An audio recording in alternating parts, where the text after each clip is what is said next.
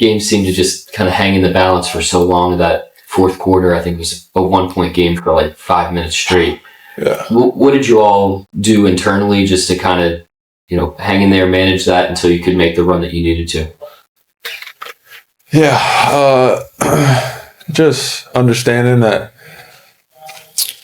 in a season, in games, there's going to be times where the ball bounces your way, it doesn't bounce your way. So you just got to focus on what you can control. I feel like we did a good job of that. There were some plays that didn't quite bounce our way, but we controlled enough things to be able to win, even when that happens. Because we have favorable bounces on rebounds, on tip passes, things that were out of our control that went our way too. So you don't want to rely on having enough of those to win a game. So I feel like we did a good job of relying on our stuff.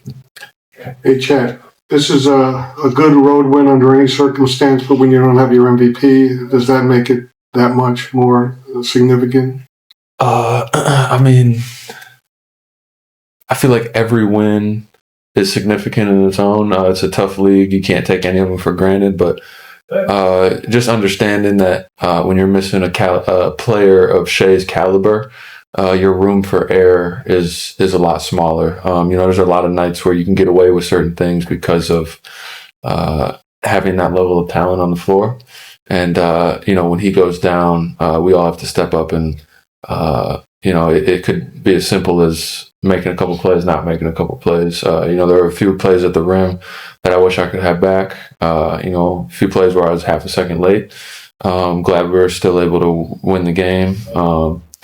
But when you don't have that extra room for error, those are the ones that you really have to key in on, because those can be the difference between a 1-point game, winning or losing. Whereas normally, if you have 10 points of a cushion to play with, those plays don't matter as much. But if that makes sense for your question.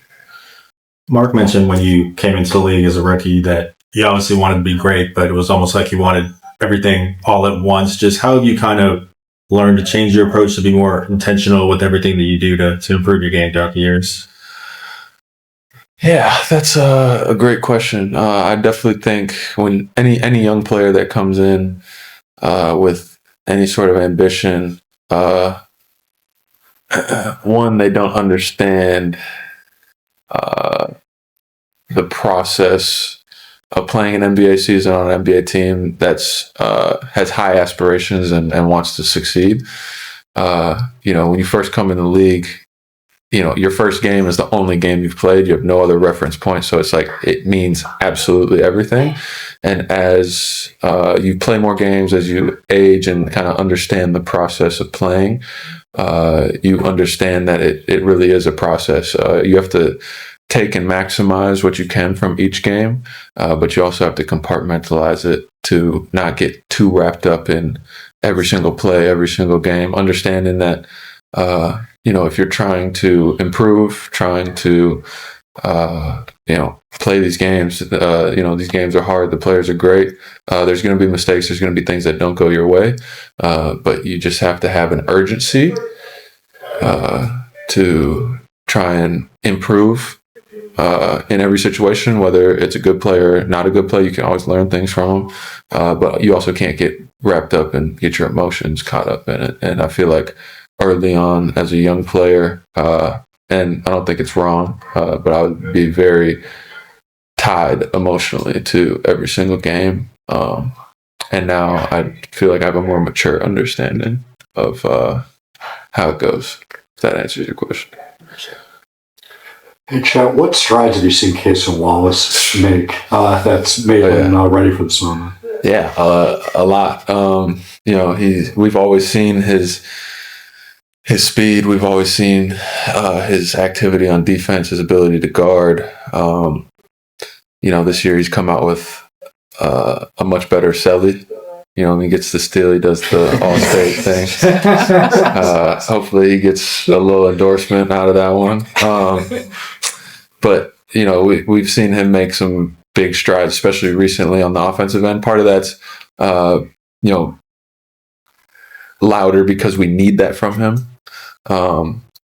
But he's stepped up and been major.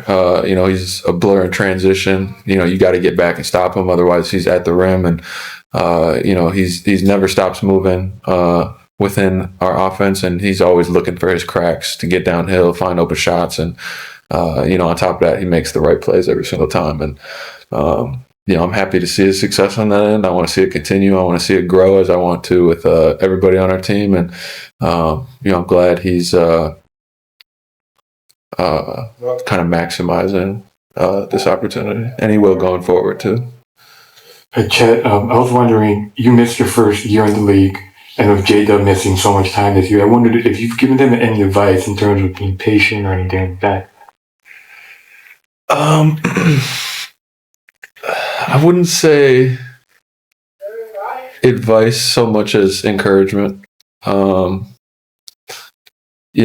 of us, we have so many different people from different directions talking at us. At times it feels like, you have your coaches, you have your team, your individual team, you have your friends, you have your family. And, from experience, you just have to really channel, because you can't, even if everybody says something that's right, you can't process that much stuff. So I don't want to be another voice talking at him. I kind of just try to give him encouragement. This isn't an easy job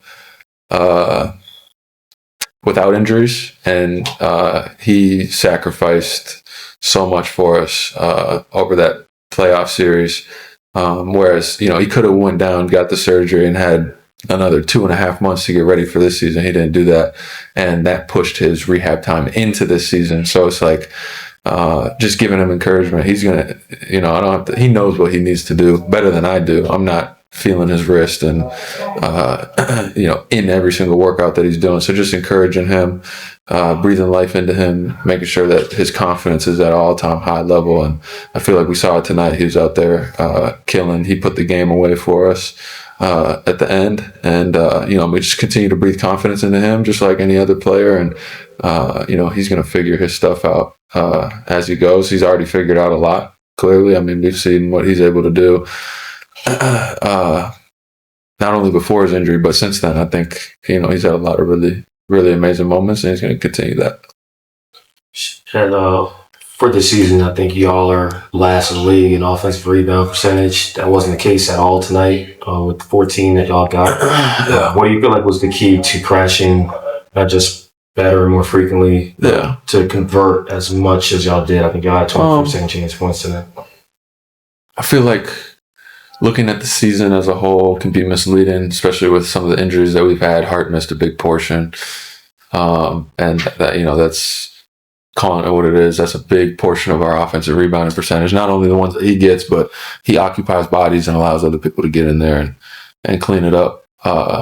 But tonight I feel like it was partly that, and then partly also just not accepting the defense that we were seeing, making them work to guard us. And then when you do that, guys are off of bodies, guys are, worried about guarding us rather than just boxing out when the shot goes up. And because of that, I feel like we were able to fly in there, move around, and find some opportunities off the glass. Anybody else for Chet? Thank you, Chet. Thank you.